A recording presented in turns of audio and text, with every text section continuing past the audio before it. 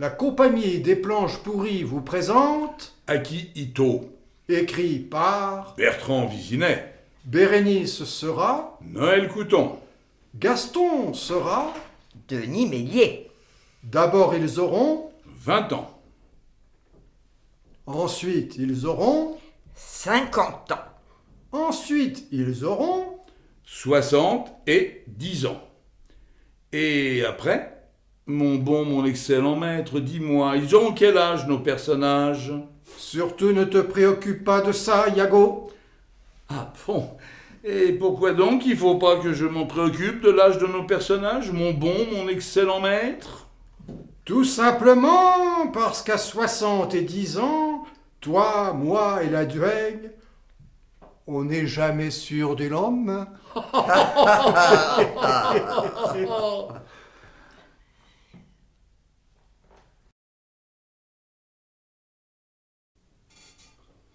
Que fais-tu?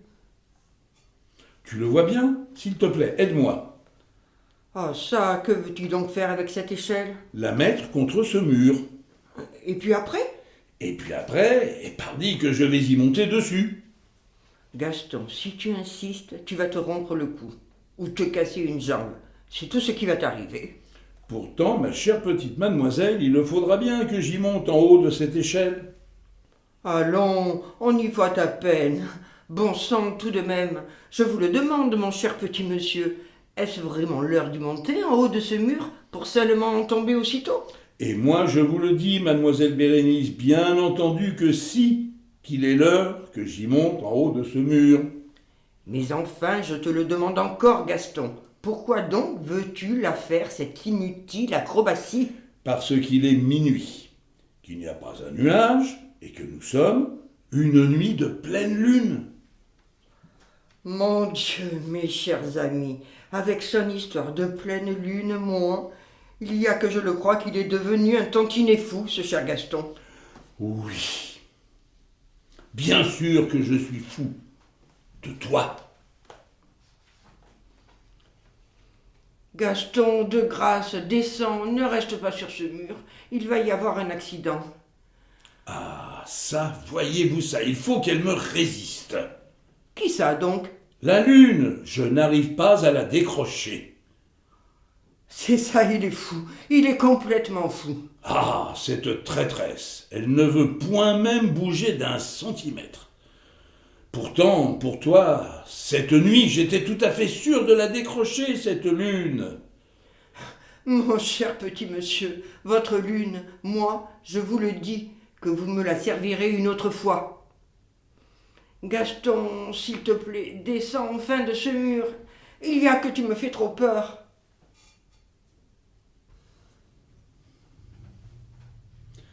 Mais enfin, bon, à défaut de décrocher la lune, voici pour toi cette rose. Comme ça, tu n'auras pas tout perdu. Bon sang, c'est absolument merveilleux comme elle peut sentir bon.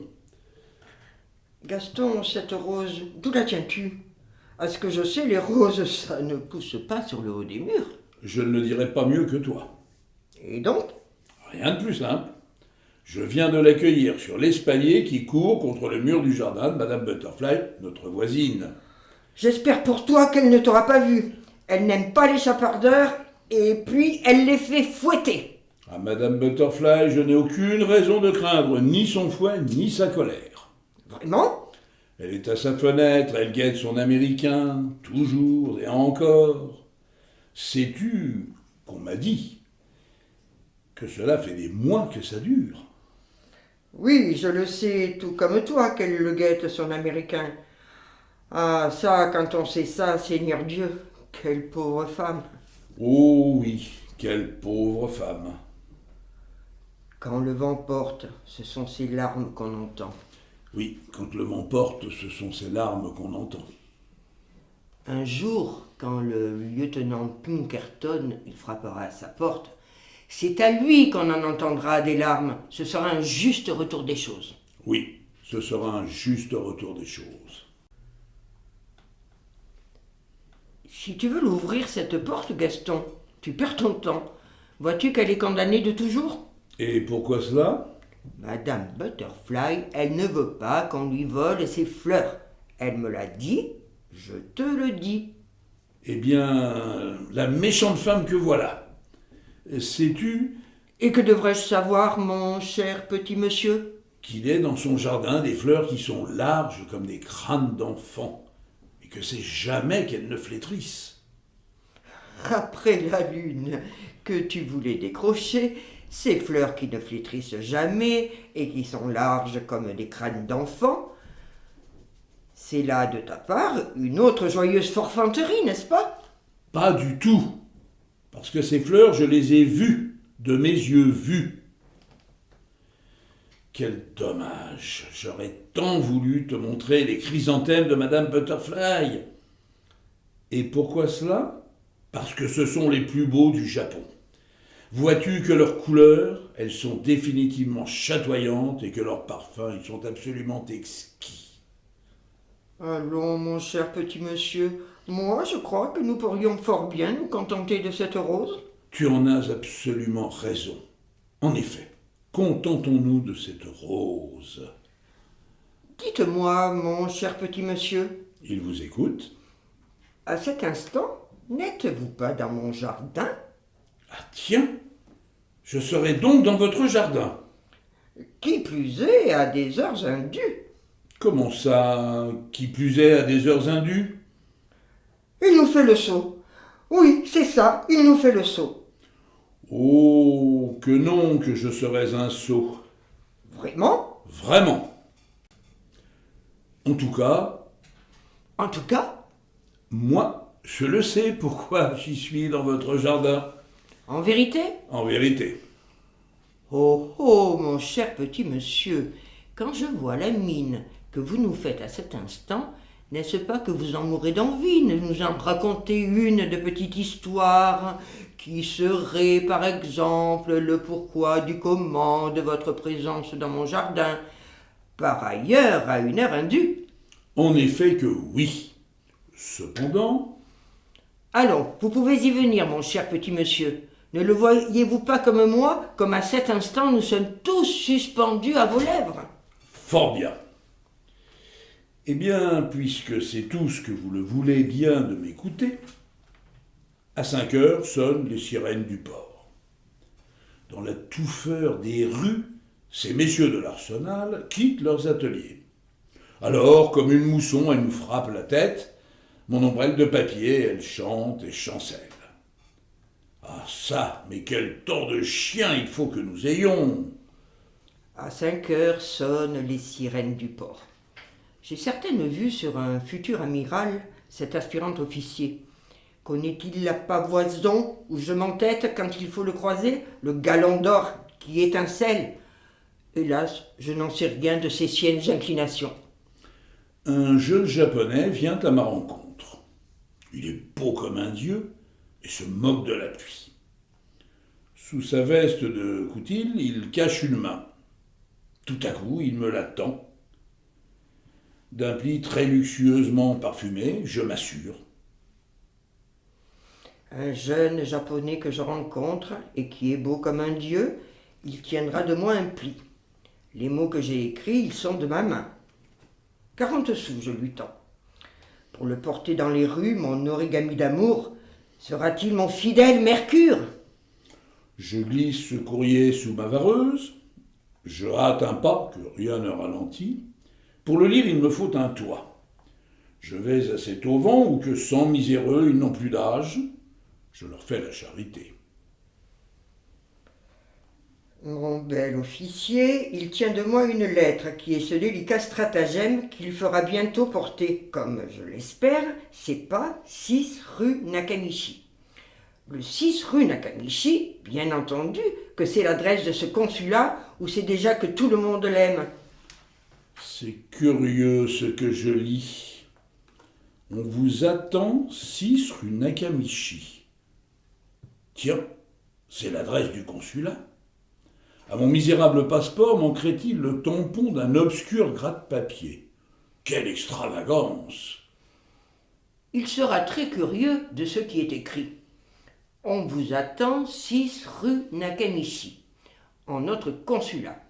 À son honorable passeport, on mettra le tampon d'un obscur gratte-papier. C'est ce qu'il faut qu'il pense. Enfin, toujours que je le suis dans mon abri, la pluie cesse. Oui, enfin la pluie cesse. Je quitte mon abri, je le referme mon parapluie.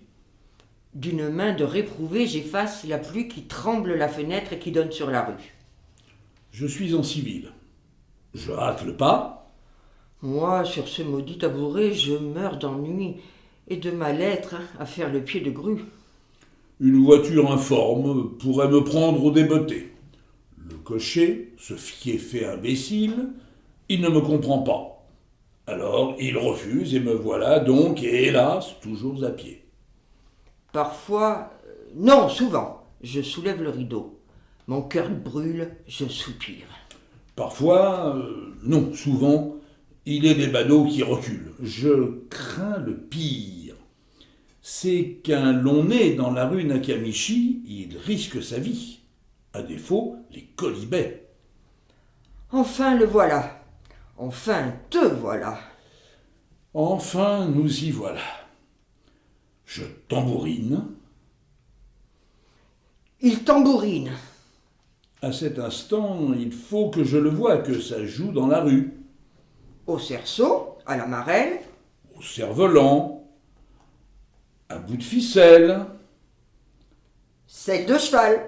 cheval de course, Course à pied. pied à terre, Terre de feu. feu follet, lait de vache. Et puis voilà qu'on me jette au visage « Vous êtes ?» C'est en effet ce qu'a dit le factotum. Ça, je vous le jure que je l'ai entendu, tout comme lui. Mon Gobert Gaston, que je réponds. Élève aspirant de marine, embarqué sur le Courbet, que j'ajoute. Et que t'a répondu le factotum? Qu'il en doute. Ah, ça, non, mais quelle demeurée. Oh oui, quelle demeurée! Et maintenant, que se passe-t-il?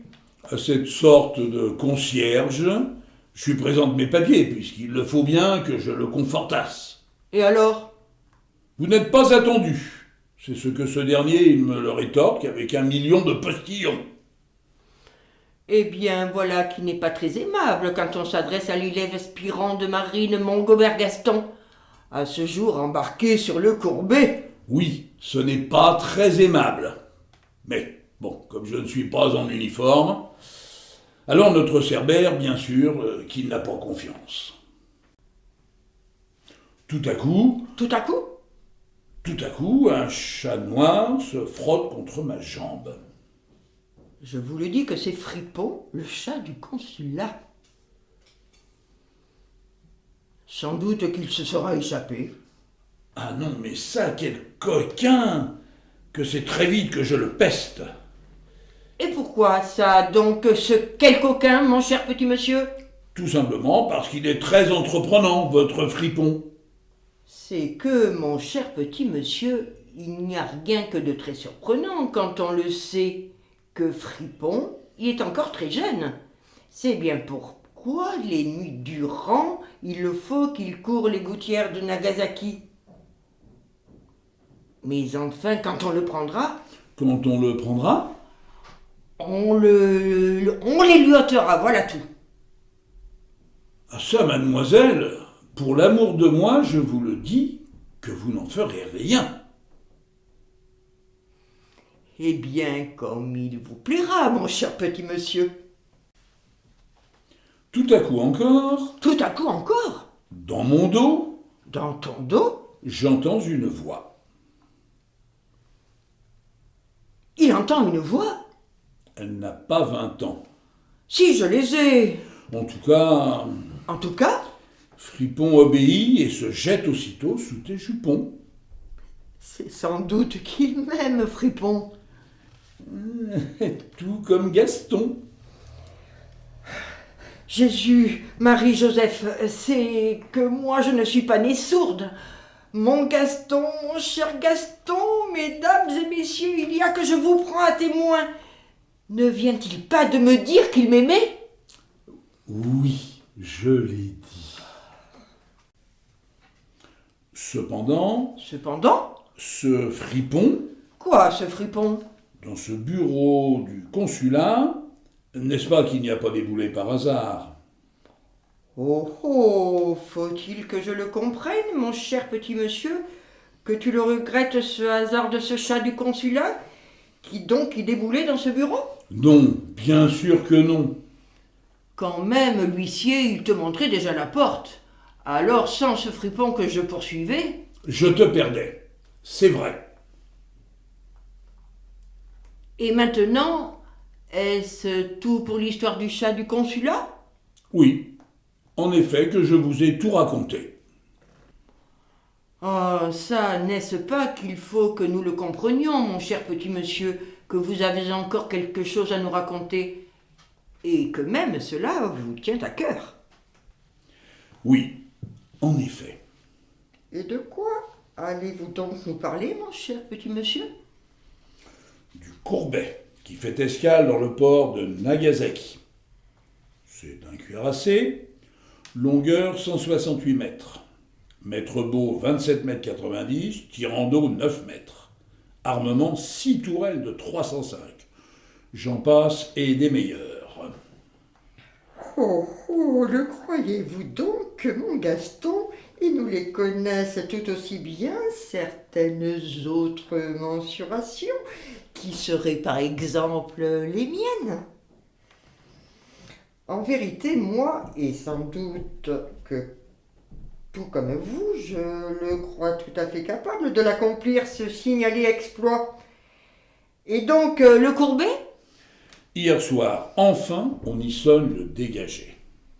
Dans le port de Nagasaki, le courbet fait escale. Oui, enfin, on sonne le dégagé.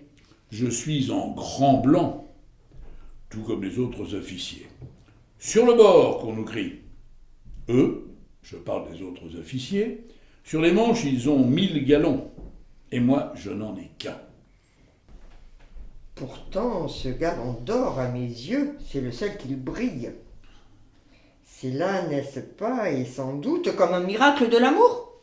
Maintenant, dans la rue Nakamichi, Je vous le dis qu'elle est très longue et qu'elle monte jusqu'au consulat. nous sommes une escadre. Ici, ces messieurs nous craignent, là, ces messieurs nous envient. Ici, ces dames ont le cœur qui saigne, là, ces dames nous sourient. Tout à coup, une japonaise de 15 ans, voilà qu'elle se trouble. Oh, ça, comme je suis déjà jalouse qu'elle le désire, mon Gaston. Et oui, une japonaise de 15 ans, voilà qu'elle se trouble. Elle veut que je l'épouse et que je la ramène à la maison. Tout de même, quelle folie est-ce là?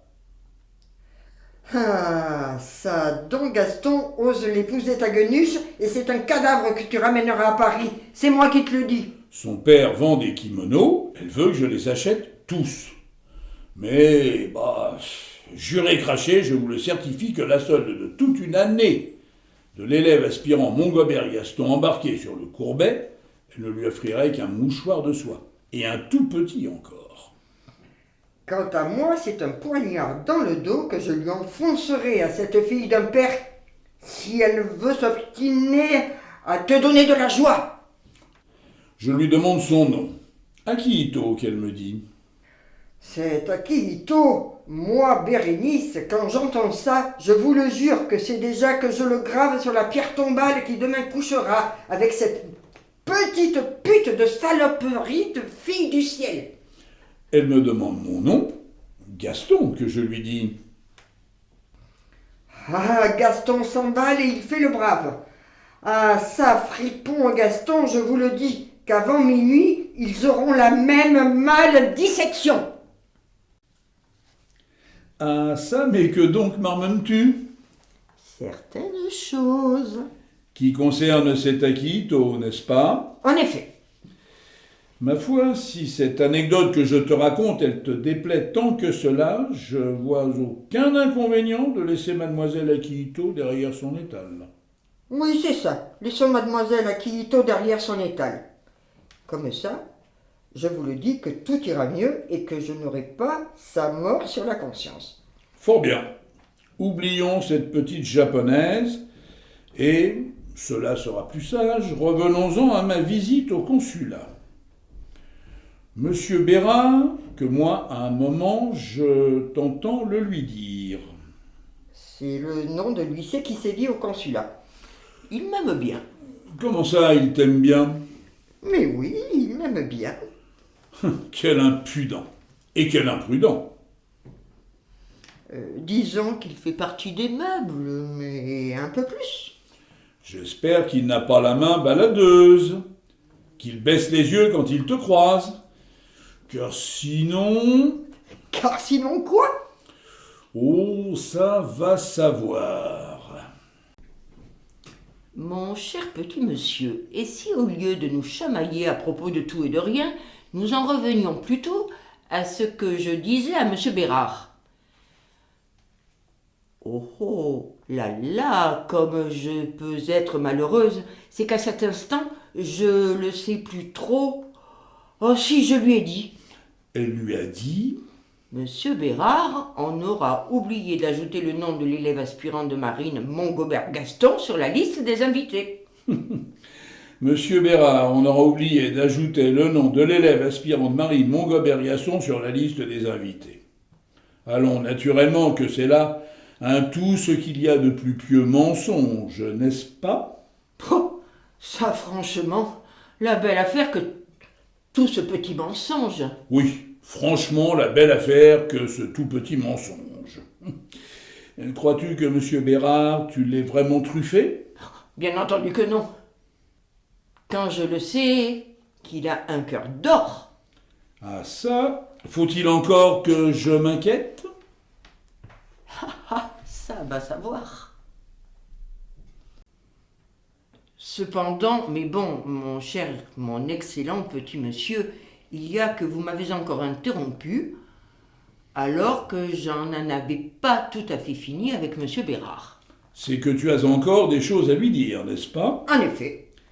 Et que vas-tu lui dire à ce cher monsieur Bérard? Dis-le-nous. Nous sommes aujourd'hui le 14 juillet. C'est pourquoi vous noterez monsieur l'aspirant sur la liste des invités. C'est ce que je lui dis. Puisqu'hélas, il n'en est pas pourvu, vous lui tiendrez un frac et une lavalière, ceux de mon frère. C'est ce que je lui ajoute tout à trac. Ici, je résume. Défilé, salut au drapeau, la Marseillaise, et puis voilà que je te prends par la taille et condense. Il y a les flonflons du bal. Monsieur le consul. Il y a monsieur l'amiral. Et moi qui danse comme une mule. Bah, ne demandons pas aux militaires. De tout savoir bien faire. En effet. En effet. Dansâmes-nous? Dansâmes-nous. Des heures durant? Des heures durant. Dans le grand salon? Dans le grand salon. Dans le petit salon? Dans le petit salon. Champagne et absinthe. Thé et saké. Champagne et absinthe. Thé et saké. Et maintenant, adieu les demoiselles du port. Adieu Akihito. C'est que j'aime une princesse dont les yeux de jade ils resplendissent plus que ceux de son chat. Plus de filles de réconfort. Adieu la vendeuse de kimono. Oui, tu aimes une princesse. Et sur le courbet qui est en rade, tous, ils te haïssent, tous tes amis de combat. Et oui, c'est vrai, et c'est tant mieux. Dansâmes-nous? Dansâmes-nous. Des heures durant? Des heures durant. Dans le grand salon? Dans le grand salon. Dans le petit salon? Dans le petit salon. Et nous voilà dans mon jardin. Et nous voilà dans ton jardin. Le regrettes-tu? Et toi? Akihito? Quoi, Akihito? Je croyais que nous en avions enfin fini avec elle. Sais-tu qu'elle m'a fait un cadeau? Tiens donc, Akihito t'a fait un cadeau. Eh bien, grand bien te fasse. Enfin non, quand je te parle de cadeau, il y a, ma chère Bérénice, que je te l'ai dit très mal, les choses. En tout cas, ce méchant nom d'Akihito, mon cher petit monsieur, sachez qu'à mes yeux, que c'est très avant qu'il ruine votre cause. Si je te l'ai dit très mal, les choses, c'est parce qu'en vérité, en fait de cadeau, Akihito sait seulement qu'elle m'a consenti une belle remise quand je lui ai acheté ce foulard. Oh, à moi, je vous le dis, je te le dis, que m'importe la belle remise d'une vendeuse de kimono quand on lui achète un foulard. Oh, ma Bérénice, regarde ce carré de soie comme il est cousu de fil d'or. N'est-il pas absolument magnifique ? En effet que ton gentil foulard, il est cousu de fil d'or, et en effet qu'il est absolument magnifique. Regarde, c'est un décor de montagne. Le palanquin de l'empereur traverse une rivière, on y voit du bleu, du pourpre, des nuages dans le ciel. C'est en pensant à toi que je l'ai acheté. Sur ton joli cou, il aura la légèreté du vent. De grâce, maintenant et désormais, fais-la moi cette joie de le porter. C'est un décor de montagne. Le palanquin de l'empereur, il traverse une rivière. À mes yeux, ce bleu, ce pourpre, ces nuages dans le ciel, c'était caché dans un papier de soie, ce que tu n'as jamais voulu acheter. Akihito, à ton cou, elle était ce soleil levant, cette douce grâce faite à l'amant. Alors, de grâce, jette-moi ça, loin de là, ce joli souvenir qu'elle t'a donné. Ah, ça donc! Et pourquoi ce refus sans queue ni tête ? Sais-tu qu'ainsi tu me peines, tu me blesses, et que pour finir tu me tues ? Je le peine, je le blesse, et pour finir, je le tue. Rien que ça. Oui, tu me tues. Sais-tu Et que devrais-je savoir, mon cher petit monsieur ? que je dois à son père pour ce foulard 1 mois de solde ? 1 mois de solde ? En effet que c'est une belle somme. Oui, en effet, que c'est une belle somme pour l'élève aspirant Montgobert Gaston, embarqué sur le Courbet. Que fais-tu ? Tu le vois bien ? Le foulard d'Akihito ? C'est à jamais que je le veux, loin de moi. Il a seulement essuyé ses larmes, crois-moi. Je n'en crois pas un mot. J'ai brisé son cœur, crois-moi. Elle t'a fait ce cadeau comme je n'en doute pas un seul instant. Et moi, c'est jamais que je le porterai. Allons, je lui dois 1 mois de solde au père d'Akihito. Alors je te le demande, il est où, le cadeau ? Où vas-tu ? Puisqu'il le faut, consoler de ce pas Madame Butterfly. Je te le dis que tu n'en feras rien. Descends de cette échelle, tout de suite. Retiens-moi si tu le peux. Ah ça, mon cher petit monsieur, faudra-t-il donc aujourd'hui briser 2 cœurs, celui d'Akihito et puis aussi le mien. Allons, bien entendu qu'elle est très loin de moi l'odieuse idée de te briser le cœur. Quand je veux t'emmener avec moi en des jardins où il ne pleut pas et où les fleurs elles sont larges comme des crânes d'enfants. Puisqu'il en est ainsi, c'est tout de suite qu'il le faut que tu remontes sur ce mur et que tu me la décroches, la lune. Oui, fais-le tout de suite, ce prodige pour moi. Hélas, c'est que je le vois bien qu'il est trop tard. Un vilain nuage, l'espiègle de mousson, il l'emporte au loin. Il n'est pas trop tard. Allons, un peu de courage. Mon héros, mon Gaston, c'est maintenant et tout de suite que je le veux dans ma main, ce pâle Ludion. C'est qu'hélas, la porte de Madame Butterfly, elle est fermée. Alors, pour ce soir, il faut se résigner. Oui, adieu la lune.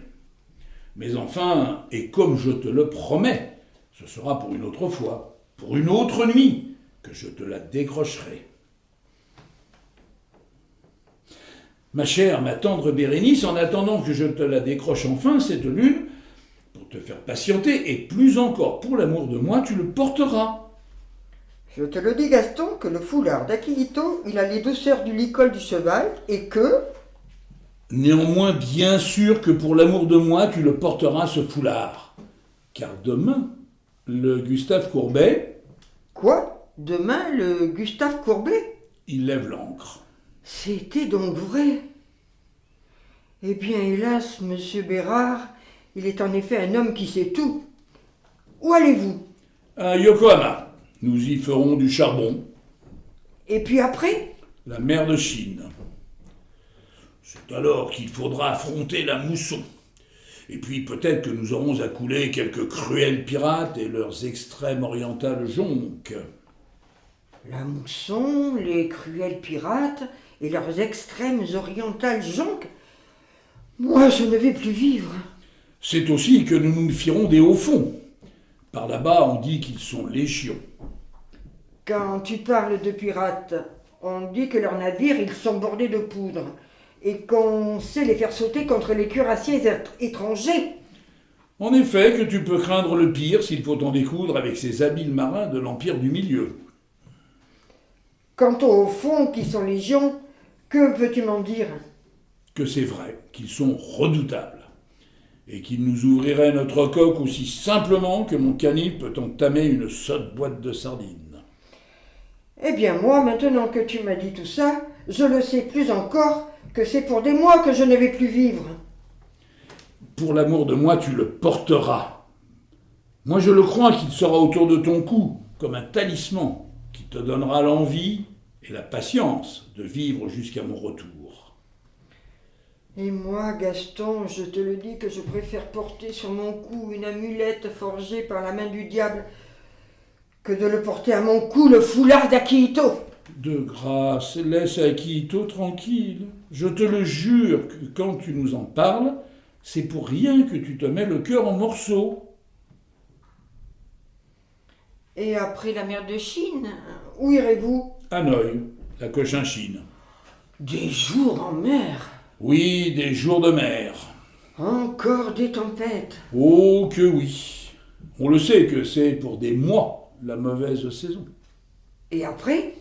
À ce qu'il paraît, les Indes, Pondichéry, Et après? Diego Suarez, Où donc est-ce? au nord de Madagascar, Et après? le canal de Suez, Et après? ce sera Toulon.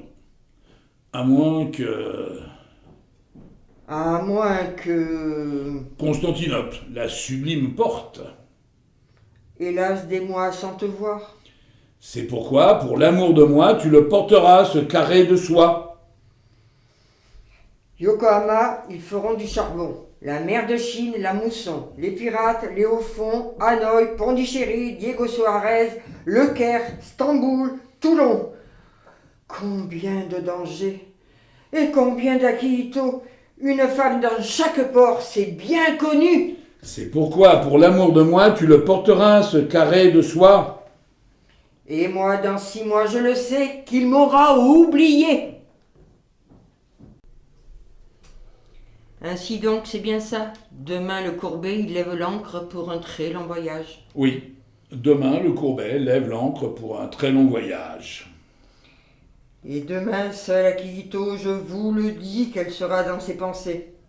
À moi, je vous le dis que tout à l'heure, dès la coupée franchie, à l'élève aspirant Montgobert Gaston, ses oreilles, elles vont lui siffler. Et tiens alors, Akihito, on te l'avait bien dit que c'était un bon coup. C'est en effet ce qu'on lui sifflera aux oreilles. Oh oh, te voilà donc fiancé, qu'on me le chantera à la timonerie et dans les coursives. Ah, au carré officier, à ces méchants cœurs, je les entends déjà leur là-dessus. Et tiens, il s'est mis à la colle avec une petite vendeuse de kimono. Alors, on peut bien se moquer de lui. Elle, la petite colporteuse, elle sévit rue Nakamichi. Et hélas, 1000 fois hélas, je le sais, qu'elle est jolie comme un cœur. Ah, ils seront tous jaloux de moi. Et moi, de la belle Akihito. Et avec qui tu couches? Avec la fille du consul. Oh oh, te voilà dans le grand monde maintenant. Bon sang, ce sont tous qui vont me titiller avec ça. Et toi, autour du monde, c'est avec Akihito que tu t'endors. C'est que j'en suis sûre qu'elle te l'a donné, sa photo. Même qu'elle est sûrement dans un petit cadre en argent.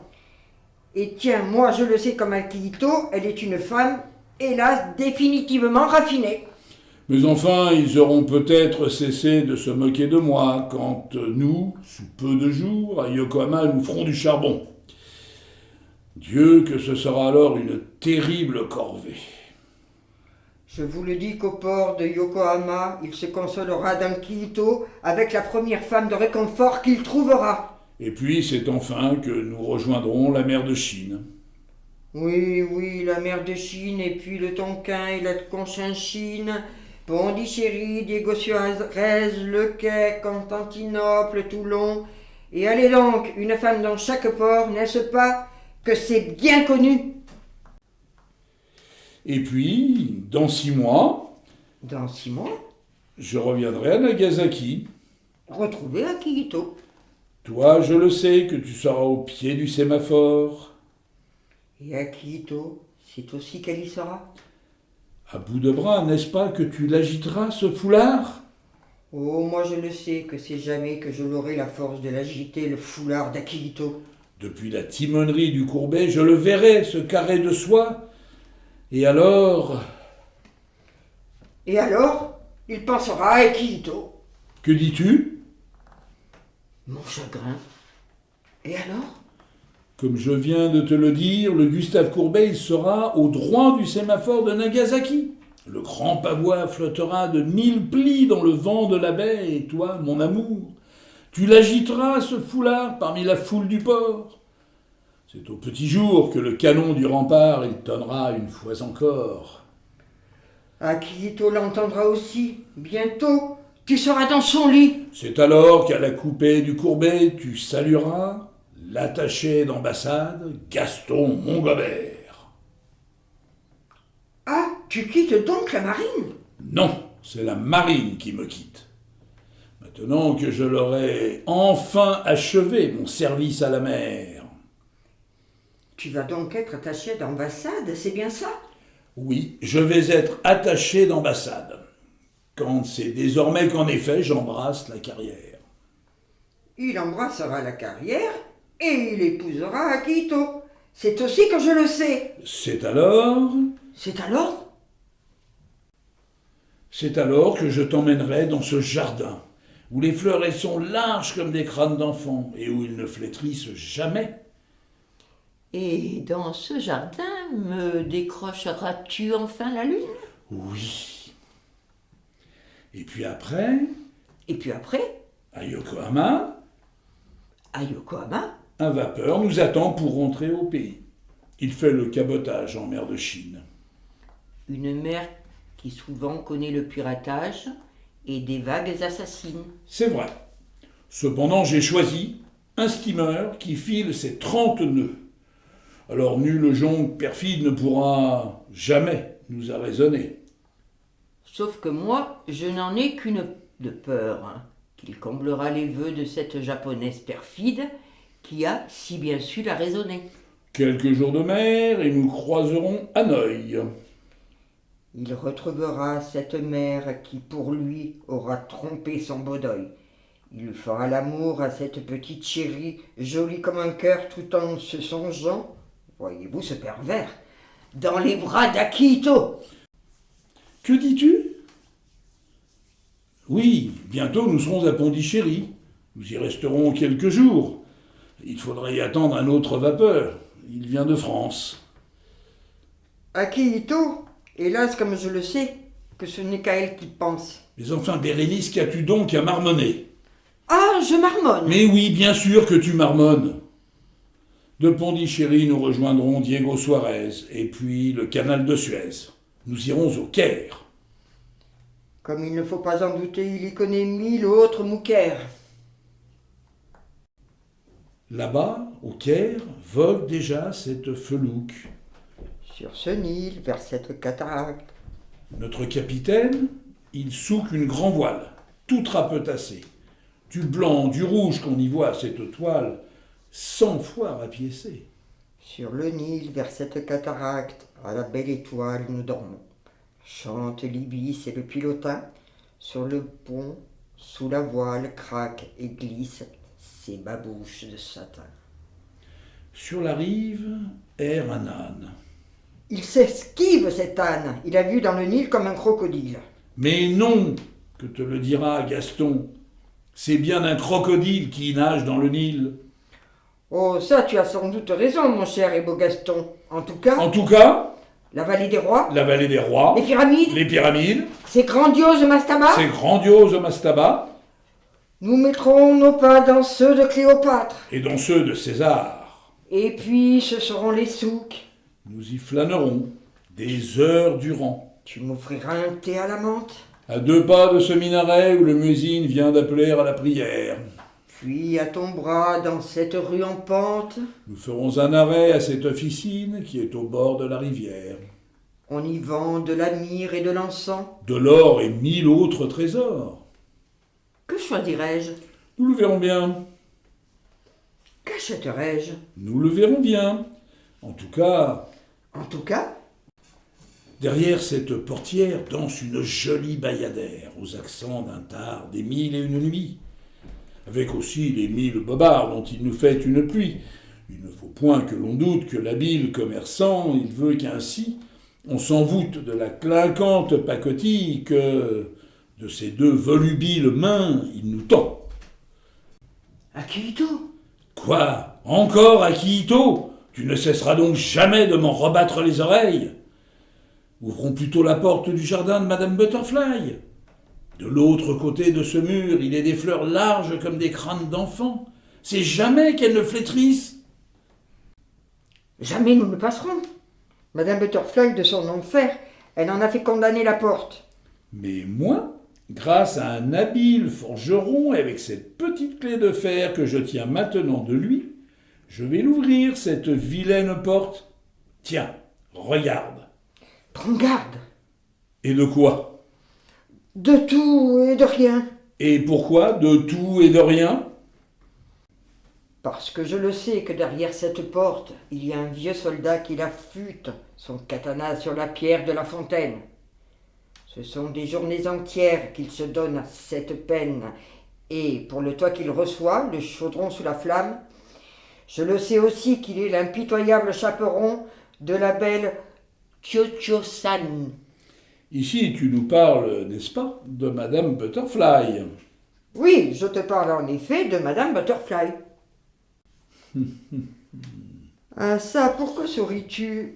Et même ris-tu tout à coup, mon cher petit monsieur? Parce que ton vieux japonais, je te le dis, que tu n'as rien à craindre de lui quand c'est déjà que je l'ai circonvenu. Et comment cela? Parce que ce matin, à ce vieux japonais, je lui ai tenu ceci et cela. De l'or, par exemple? Oui, de l'or. Beaucoup? Sans doute ce qu'il faut. Tiens, le rossignol, il ne chante plus. Tu crois que nous lui avons fait peur? Peut-être. Par contre, le vieux samouraï de Madame Butterfly, il dort comme un sonneur. Profitons-en, mon gentil cœur. C'est maintenant qu'il faut traverser ce jardin afin de rejoindre le raccourci qui mène au port. Hâtons-nous, car si, par malheur, notre Cerbérine se réveillait, je le sais qu'il nous trancherait en 1 million de rondelles. Où allons-nous? Je te l'ai dit, jusqu'au port.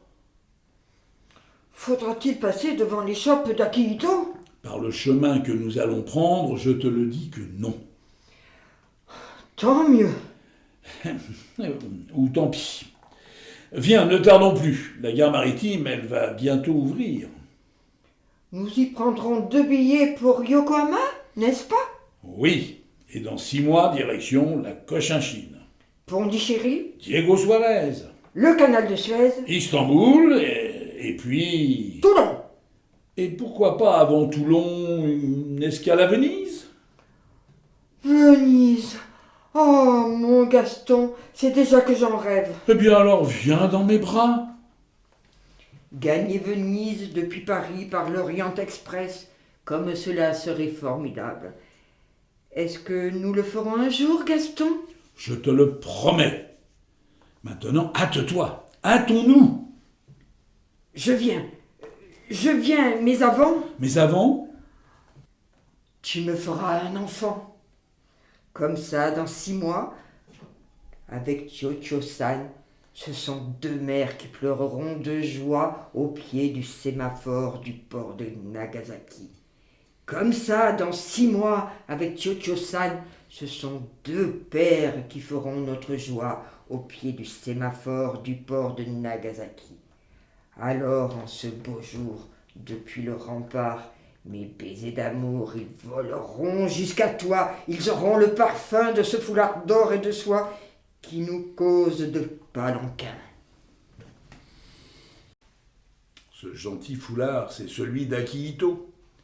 À son très vénérable, mais aussi très redoutable père, moi, c'est demain que je dois lui payer ce que je lui dois. Ou peut-être que pas.